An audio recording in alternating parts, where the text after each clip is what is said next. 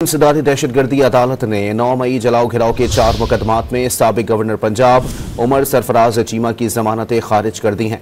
मजीद जानते हैं don news के नुमाइंदे राना बिलाल से। जी राना बिलाल, क्यों जमानतें खारिज की गई? जी देखिए, 9 मई जलाओ घिराव के 4 मुकदमात में साबिक गवर्नर उमर सरफराज चीमा की लाहौर की इंसदादी दहशतगर्दी अदालत ने जमानतें खारिज कर दी है। एटीसी अदालत के जज मुजफ्फर अली गिल ने दलाइल मुकम्मल होने पर और रिकॉर्ड का जायजा लेने के बाद यह फैसला सुनाया है। साबिक गवर्नर के खिलाफ अबकारी टावर जलाओ गिराव, राहत बेकरी के बाहर जलाओ गिराव समेत 4 मुकदमा दर्ज थे। इन चारों मुकदमात में जमानत पर रिहाई के लिए उमर सरफराज चीमा ने अपने वकील के जरिए इस दहशतगर्दी अदालत में दरखास्त दायर की थी और अब अदालत की जानिब से अफ्रीकान वकाला के तफसीली दलाइल सुने गए और पुलिस की जानिब से जो रिकॉर्ड पेश किया गया था उसका भी जायजा लिया गया और अदालत ने अब 4 मुकदमात में साबिक गवर्नर उमर सरफराज चीमा की दरखास्त जमानतें खारिज कर दी है।